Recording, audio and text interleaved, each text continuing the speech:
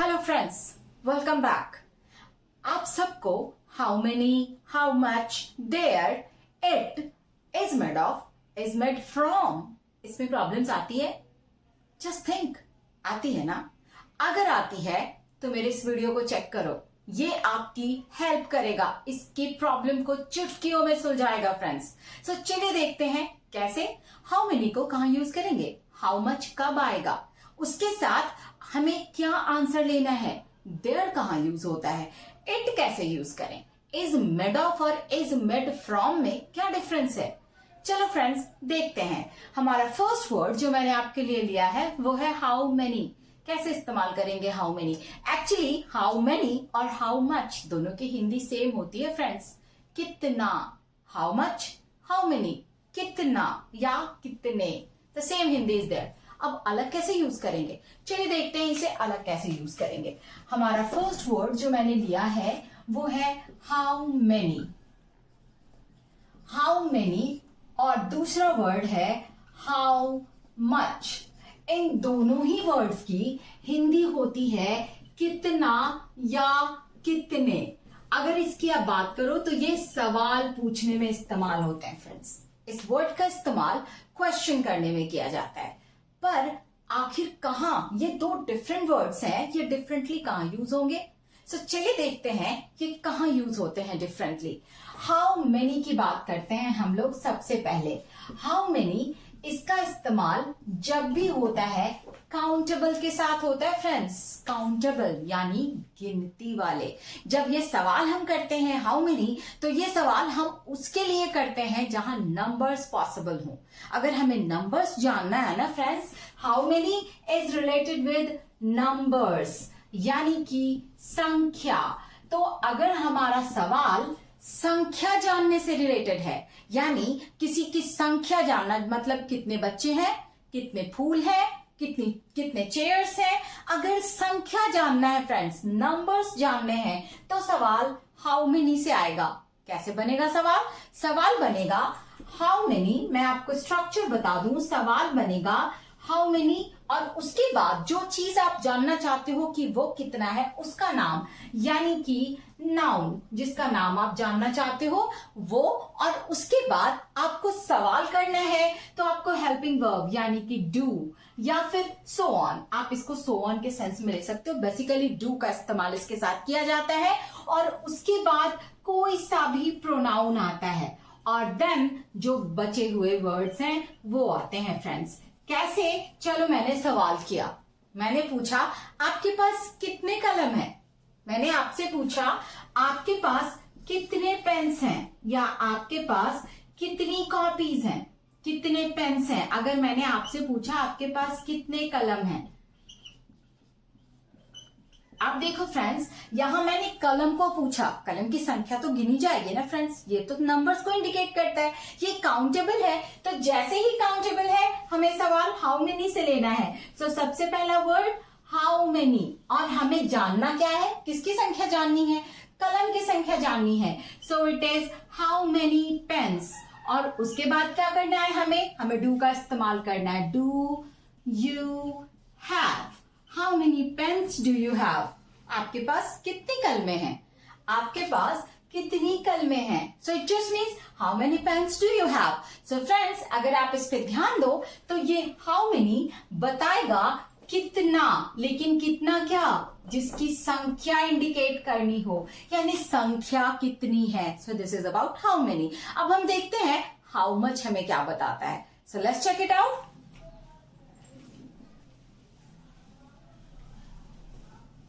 हमें देखना है हाउ मच। जब हम हाउ मच की बात करते हैं फ्रेंड्स, तो ऑब्वियसली हाउ मेनी ये संख्या बताता है। तो जब हमें संख्या नहीं पूछना फ्रेंड्स, यानी जब हमें ये ना देखना हो कि नंबर्स कितने हैं, हमें सिर्फ पता हो कितना, मात्रा, जो नापी तौले जाने वाली चीजें हैं जिनके नंबर्स नहीं होते, यानी अनकाउंटेबल नाउन। नाउन दो होते हैं ना फ्रेंड्स, वैसे तो तीन होते हैं, प्रॉपर, काउंटेबल एंड अनकाउंटेबल। हमारा जो मॉडर्न कंसेप्ट है नाउन का, वो तीन तरह से नाउन को डिफाइन करता है, proper noun, countable noun and uncountable noun. तो मैंने जो आपको बताया वो काउंटेबल नाउन से रिलेटेड था, यानी नंबर वाले, और अब जो मैं आपको बता रही हूँ वो अनकाउंटेबल नाउन से रिलेटेड है, यानी बिना नंबर वाले, जिनको काउंट नहीं किया जा सकता, ऐसे वर्ड्स। तो जब आपका सवाल हाउ मच की मैं बात करती हूं, ये भी कितना दिखाता है आपको, लेकिन ये कितना किसको दिखाता है, अनकाउंटेबल, यानी जिसको गिना ना जा सके। सो इट शोज अनकाउंटेबल, यानी वैसे वर्ड्स के साथ इसका इस्तेमाल आपको करना है जो वर्ड्स गिने नहीं जा सकते, जिन वस्तुओं की गिनती नहीं हो सकती। नाउन के साथ ही यूज होगा ना फ्रेंड्स, मैंने आपको स्ट्रक्चर बताया, हाउ मेनी प्लस नाउन, यानी ये नाउन के साथ आएगा। तो ऑब्वियसली हमें नाउन को देखना है कि उसकी संख्या है या संख्या वाला नहीं है। जैसे मैंने आपको पूछा आपके पास कितना दूध है, क्या इसकी संख्या है, बिल्कुल नहीं है फ्रेंड्स, अनकाउंटेबल है। तो हमें ध्यान रखना है कि जो नाउन है वो संख्या वाला है या बिना संख्या वाला है। सो हाउ मच का इस्तेमाल अनकाउंटेबल, यानी जिसकी संख्या नहीं गिनी जा सकती, उसके साथ करते हैं, और हाउ मेनी का इस्तेमाल जिसको गिना जा सकता है उसको पूछने के लिए करते हैं। फ्रेंड्स, इसका इस्तेमाल हमेशा सवाल पूछने के लिए किया जाता है, दीज आर क्वेश्चन वर्ड्स। ये सवाल पूछने के लिए किया जाता है जब हमें जानना होता है कि कितनी चीजें अवेलेबल है हमारे पास, तो हम हाउ मच या हाउ मेनी की बात करते हैं। सो हाउ मच हम बात करते हैं, मैंने स्ट्रक्चर आपको पहले भी बताया है, तो फिर से मैं आपको बता रही हूं, हाउ मच, उसके बाद आपको नाउन लेना है, वो नाउन जो अनकाउंटेबल है। उसके बाद आपको हेल्पिंग वर्ब लेना है, डू, डज, जो भी आपकी जरूरत का हेल्पिंग वर्ब है उसका इस्तेमाल आपको करना है। ये हेल्पिंग वर्ब इस सब्जेक्ट यानी कि इस प्रोनाउन के हिसाब से आएगा फ्रेंड्स। अगर आपने यहाँ पे यू प्रोनाउन यूज किया है तो ये डू आएगा, ही प्रोनाउन यूज किया है तो डज आएगा, यानी ये जो सब्जेक्ट मैंने आपको बताया उस सब्जेक्ट के अकॉर्डिंग आपको यहाँ पे प्रोनाउन लेना है फ्रेंड्स, एंड देन आपको इस्तेमाल करना है अदर वर्ड्स, जो भी बच गया वो अदर वर्ड्स। जैसे मान लो कि मैंने आपसे पूछा कितना समय हुआ है, और मैंने आपसे पूछा ये कितना पानी है, ये कितना दूध है। अगर ये मैंने आपसे पूछा तो आप इसका रिप्लाई कैसे करोगे, चलो मैंने आपसे पूछा ये कितना दूध है, यानी हमें मात्रा बताना है, तो हम क्या करेंगे, दैट इज हाउ मच हमें इस्तेमाल करना है, हाउ मच, और दूध हम लोग पूछ रहे हैं milk, how much milk is it, यानी ये कितना दूध है।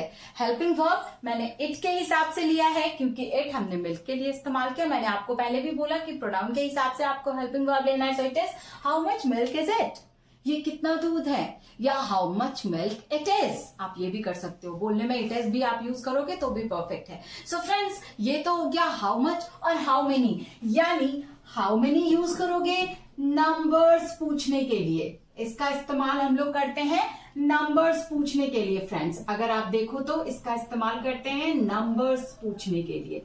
और हाउ मच का इस्तेमाल, इसका इस्तेमाल मात्रा पूछने के लिए किया जाता है। जब भी हम किसी चीज की मात्रा पूछना चाहते हैं तो हमें हाउ मच का इस्तेमाल करना है, यानी हाउ मच मात्रा पूछने के लिए और हाउ मेनी संख्या पूछने के लिए इस्तेमाल किया जाता है फ्रेंड्स।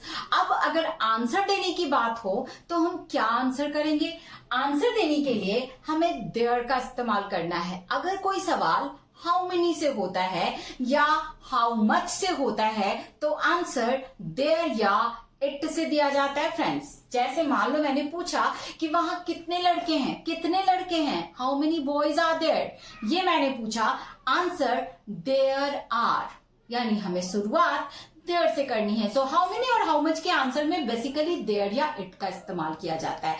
देयर एक ऐसा प्रोनाउन है फ्रेंड्स जो इंट्रोडक्टरी एडवर्ब कहा जाता है। इंट्रोडक्टरी एडवर्ब का मतलब होता है जब सेंटेंस में इंट्रोड्यूस करने के लिए कुछ भी नहीं होता तो देयर का इस्तेमाल करते हैं, यानी ये डमी सब्जेक्ट है। देयर और इट ये डमी सब्जेक्ट के रूप में भी काम करता है। डमी सब्जेक्ट यानी वैसा सेंटेंस जिसके शुरुआत में कोई नाउन या प्रोनाउन नहीं है, तो इंग्लिश बोलने में उसे कैसे एक्सप्रेस करेंगे, लेट्स चेक इट आउट कि उसके लिए हमें क्या करना है।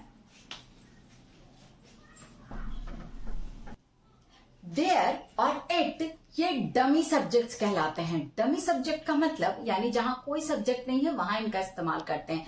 कैसे, ये देख लो फ्रेंड्स, अगर कहीं सेंटेंस में लिखा हुआ है एक गांव में एक गांव था।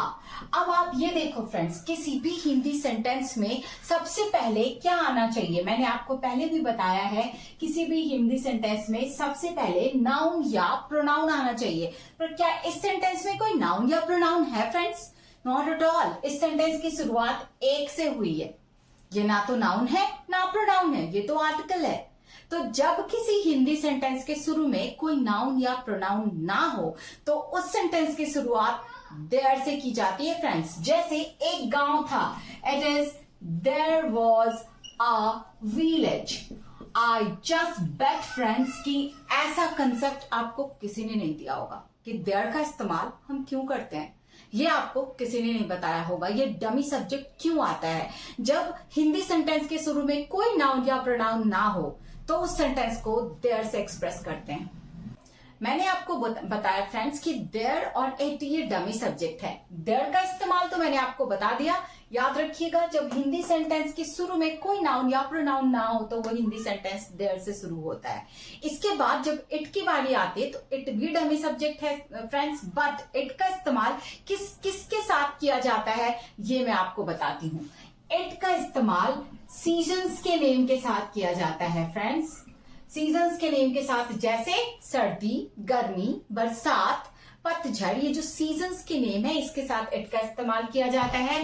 टाइम के नेम के साथ, टाइम के सेंस में, अगर सीजन के सेंस में यूज करें तो इट यूज करते हैं सब्जेक्ट के तौर पे। सीजन के लिए अगर सब्जेक्ट लेना है तो इट का इस्तेमाल करते हैं। टाइम के लिए अगर सब्जेक्ट लेना है तो हम इट का इस्तेमाल करते हैं।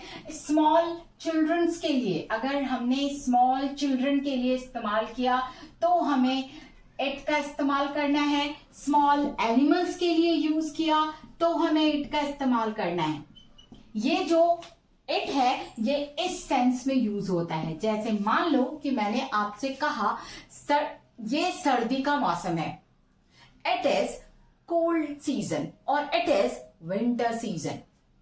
यानी हमने इट का इस्तेमाल किया। कितना बजा है? अगर मैंने आपको पूछा कितना बजा है, इसकी जब आप इंग्लिश में मुझे रिप्लाई करोगे इस सेंटेंस के लिए, इट इज का इस्तेमाल करके करोगे। आप बोलोगे 4 बजा है, इट इज 4 o'clock। 4 बजा है, 4 से पहले कोई नाउन या प्रोनाउन नहीं दिया हुआ, पर आपको इसको एक्सप्रेस करना है तो डमी सब्जेक्ट इट का इस्तेमाल किया आपने, it is 4 o'clock। Right friends, यानी इट का इस्तेमाल हमें जब भी करना है तो डमी सब्जेक्ट के रूप में किस किस चीज के लिए कर सकते हैं? सीजन्स के नाम के लिए कर सकते हैं। जहां कभी भी वेदर का नाम आए, सीजन का नाम आए तो उसके लिए सब्जेक्ट इट हो जाता है। टाइम के लिए सब्जेक्ट इट हो सकता है। स्मॉल चिल्ड्रन के लिए सब्जेक्ट इट होता है। एनिमल्स, स्मॉल एनिमल्स के लिए सब्जेक्ट इट होता है, या नॉन लिविंग के लिए सब्जेक्ट इट होता है। आज तक हम में से मैक्सिमम लोग जानते हैं कि नॉन लिविंग के लिए सब्जेक्ट इट होता है, पर सब्जेक्ट इन सब के लिए इट ही होता है फ्रेंड्स। अब अगर हम एम्फेसाइज करने के लिए कभी कभी इस्तेमाल करते हैं, इट्स मी, इजंट इट, मैं हूं ना। सो दिस इज इट का इस्तेमाल यहाँ मी के साथ भी किया गया, यानी कि मैं जो कि एक अडल्ट है, यानी हमने किसी चिल्ड्रन के बारे में बात नहीं की, बट फिर भी मैं वहां पे इट का इस्तेमाल कर रही हूं। एम्फेसाइज करने के लिए इट का इस्तेमाल किया जाता है। अब अगर मैं बात करूं इज मेड ऑफ, जैसा मैंने आपको वीडियो के शुरू में बताया कि हमें इज मेड ऑफ और इज मेड फ्रॉम, इस दोनों के डिफरेंस को देखना है फ्रेंड्स। हम लोग ऑफन कंफ्यूज होते हैं कि इज मेड ऑफ और इज मेड फ्रॉम में डिफरेंस क्या है, तो आपको देखना है फ्रेंड्स। अगर मैंने आपको बताया इज मेड ऑफ, इसका मतलब होता है से बना हुआ। इसकी हिंदी होती है, जैसे मान लो my ring is made of gold. मैंने कहा my ring is made from gold, not at all. My ring is made of gold. क्यों फ्रेंड्स? क्यों नहीं हो सकता मेड फ्रॉम गोल्ड? सोने से बना है, से के लिए फ्रॉम का इस्तेमाल करते हैं, तो यहां फ्रॉम क्यों नहीं हो सकता? क्यों नहीं कह सकते my ring is made from gold? क्यों कहेंगे my ring is made of gold? क्या रीजन है? रीजन है फ्रेंड्स, जब किसी चीज में, जब किसी वस्तु से कोई वस्तु बनती है तो उसका फॉर्म अगर नहीं चेंज होता है, रूप नहीं बदलता है, तो हम उसके लिए मेड ऑफ का इस्तेमाल करते हैं, यानी नो चेंज। अगर मैं बोलूं no change in form of original substance, no change in form of original substance, अगर ये आता है तो हमें इज मेड ऑफ का इस्तेमाल करना है। जैसे मैंने कहा my ring is made of gold, यानी मेरी अंगूठी सोने से बनी है। तो क्या अंगूठी बनने के बाद ये सोना चांदी हो गया या पीतल हो गया? नॉट एट ऑल, यानी सोना का सोना है। तो हम यहाँ मेड ऑफ का इस्तेमाल करेंगे। लेकिन यदि मैंने कहा दूध से दही जम गया, तो क्या वो दूध रहा फ्रेंड्स? नहीं, उसका रूप बदल गया। तो जैसे ही रूप बदल गया वो मेड फ्रॉम हो जाएगा। So the curd is made from milk, not made of milk. याद रखिएगा इस बात को, जहां रूप नहीं बदलता है वहां ऑफ, और जहां रूप बदल जाता है वहां फ्रॉम। सो नेक्स्ट जो मैंने कहा इज मेड फ्रॉम, यानी हमें ध्यान रखना है चेंज इन फॉर्म, यानी जब रूप बदल जाए तो हम फ्रॉम का इस्तेमाल करते हैं। जहां भी रूप बदल जाए ओरिजिनल सब्सटेंस का तो हम फ्रॉम का इस्तेमाल करते हैं। अगर एग्जाम्पल आप ले लो, सो रिंग का एग्जाम्पल आप ये ध्यान में रखना कि ये गोल्ड से मिलके बना है, और कर्ड का एग्जाम्पल आप याद रखना ये मिल्क से बना है। यानी मिल्क अपना ओरिजिनल फॉर्म छोड़ देता है तो वहां हम फ्रॉम का इस्तेमाल करते हैं। यानी जब फॉर्म ओरिजिनल फॉर्म नहीं बदलता तो मेड ऑफ यूज करते हैं, और ओरिजिनल फॉर्म बदल जाता है तो मेड फ्रॉम यूज करते हैं। फ्रेंड्स, आई होप आज का वीडियो आपके लिए बहुत ज्यादा नॉलेजेबल होगा। Please check it out, do subscribe, keep supporting. Thanks for watching.